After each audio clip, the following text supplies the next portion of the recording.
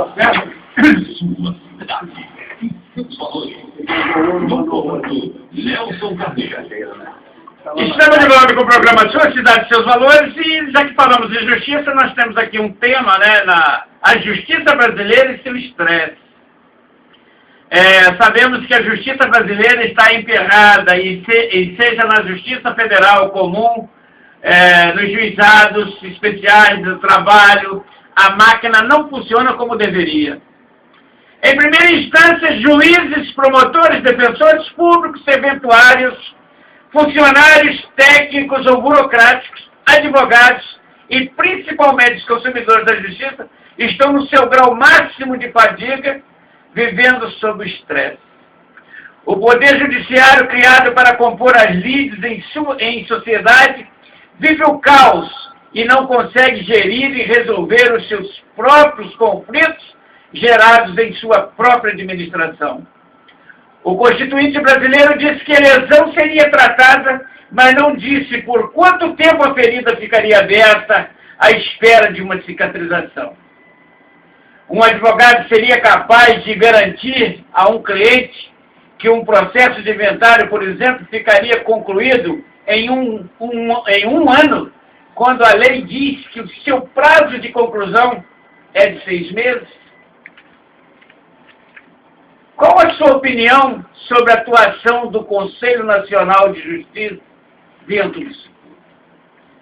Doutor Zé Luiz, esse é o retrato da nossa justiça. O funcionário não suporta mais ver o advogado porque busca uma informação que a todo instante, 1 mês, 2 meses, é a mesma. Está na pilha. Ou vai para o juiz. Por sua vez, o juiz não aguenta uma carga de processos de 6 mil processos. E hoje existe um corpo funcional dividido. 5 pessoas no cartório ou 5 ou mais dentro do gabinete. E hoje ninguém se entende. O povo chora nos balcões.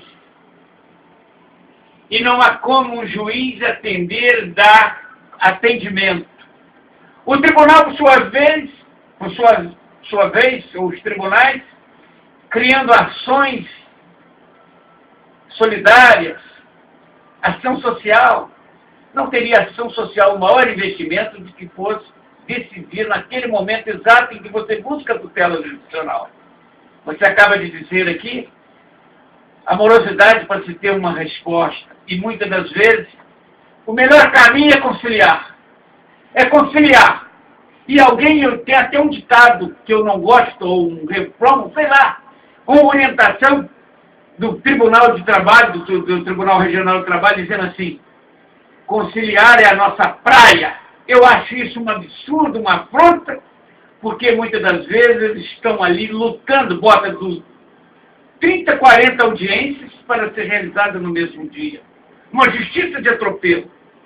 Uma justiça feita por fora, não por dentro dos fatos. Doutor Zé Luiz, você como presidente da OAB, quantas reclamações você deve receber lá na sua direção da OAB? Quantas pessoas estão reclamando? E você como advogado, como tem sentido? Hoje nós há uma relação conflituosa entre advogados, serventuários, juízes e promotores. Ninguém quer se ver, cada um quer ficar mais distante um do outro. E não é essa a recomendação que era para acontecer dentro da família forense. Como é que nós vamos explicar isso aos nossos filhos? Que justiça nós vamos deixar para as futuras gerações daqui, talvez, 100 anos? Que justiça nós vamos deixar, meu caro advogado, doutor José Luiz Muniz?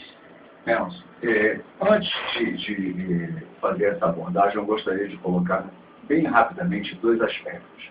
Uma relacionada ao Congresso Nacional, onde mensagens de interesse do Executivo foram rejeitadas.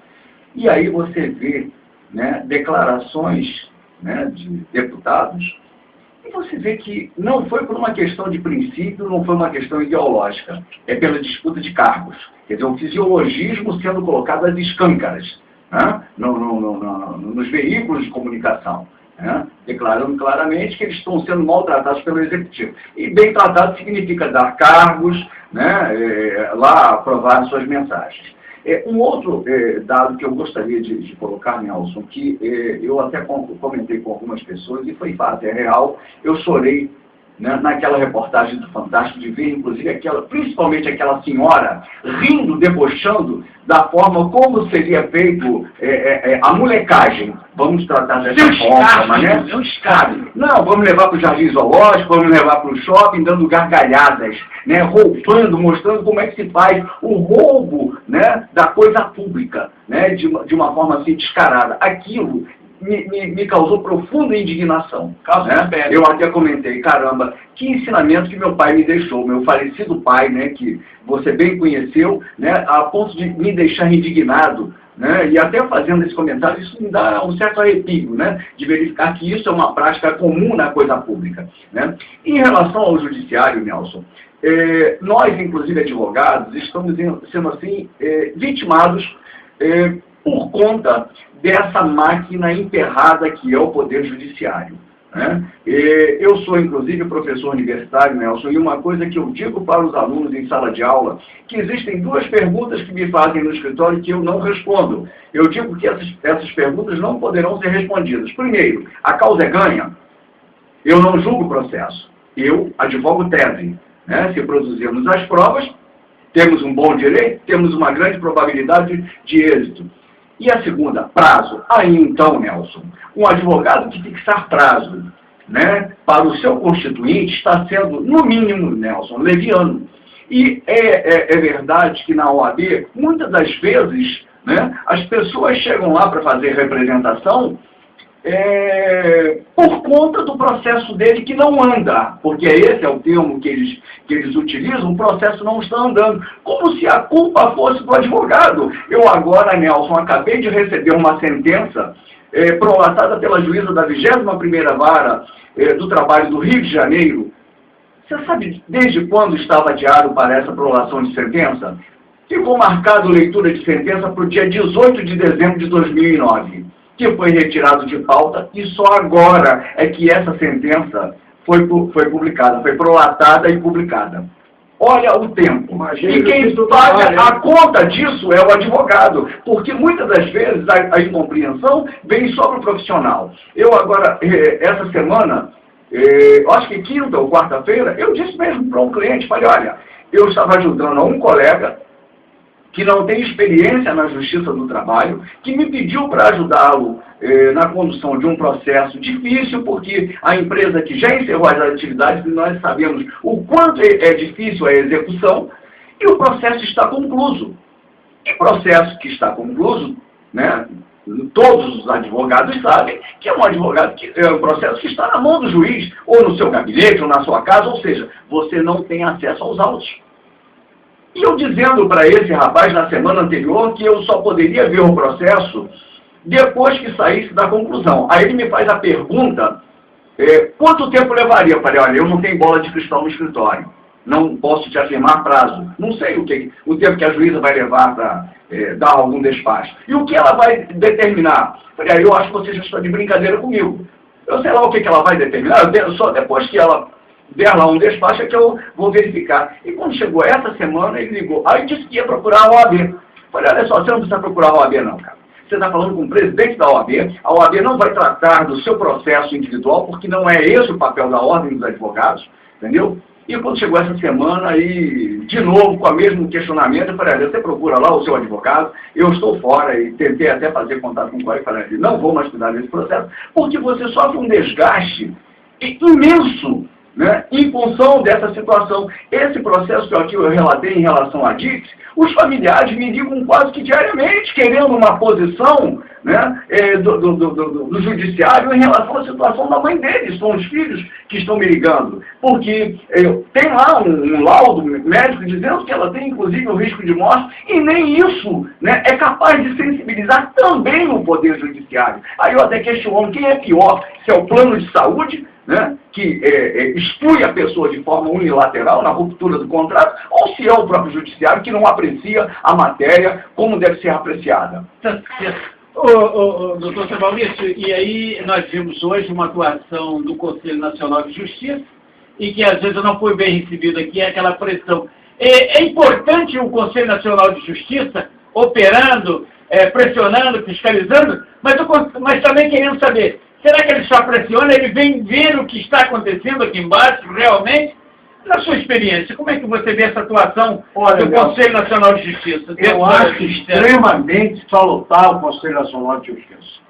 E não fora o Conselho Nacional de Justiça, e nós não estaríamos assistindo a clareza do que acontece no Poder Judiciário. Ou seja, com clareza, os atropelos, as ocorrências pouco dignas que acontecem no Poder Judiciário. Eu conheço uma tabeliã que mora em São Paulo e é titular do cartório em São João da Barra. Ela vai lá uma vez por semana, de 15 em 15 dias. E, segundo eu sei, ela é protegida de um desembargador aqui no Rio de Janeiro.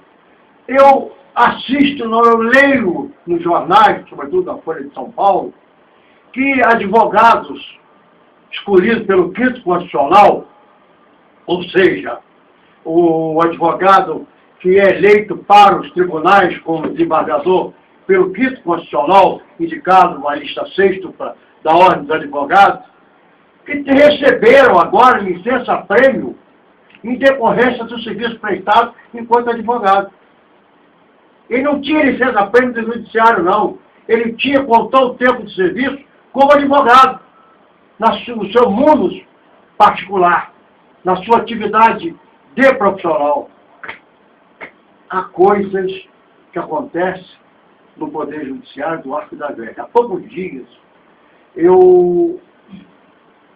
desde 1974, quando me elegi pela primeira vez deputado federal, até 91, eu exerci o mandato de deputado federal e não advoguei. E também não voltei para advogar, porque assisti o comentário de um antigo desembargador, hoje aposentado, de que eu fui jurisdicionado aqui como juiz de Niterói, que ele foi a um gabinete tentar despachar o juiz. Reiteradas vezes não conseguiu o ex-desembargador falar com o juiz. Quer dizer, uma crise de juizite.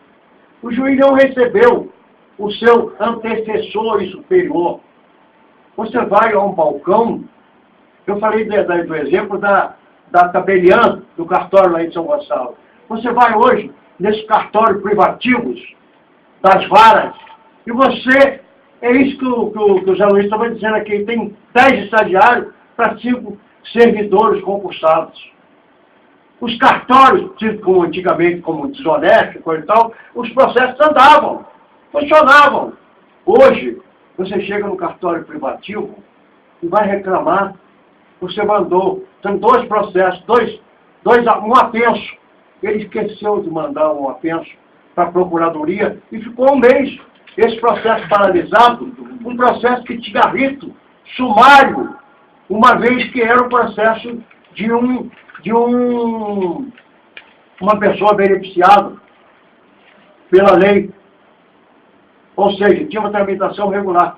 O doutor Zé Luiz acabou de definir aqui agora uma justiça rápida, que é a justiça do trabalho. A juíza levou 1 ano e tanto para marcar a audiência de sentença. Eu conheço um caso de um embargo, também na Justiça do Trabalho, que levou 1 ano para a juíza definir o embargo, doutor Zé Luiz. Então, há um processo de letargia, de paralisação. O problema é de gestão, Nelson. Você espera que vai haver uma mudança na situação do Conselho Nacional de Justiça? Pode haver uma mudança para melhor? Se a ministra Eliana Calmon lá continuar durante algum tempo, eu tenho convencimento de que essas oligarquias, esse corporativismo em vários tribunais do país se modificarão.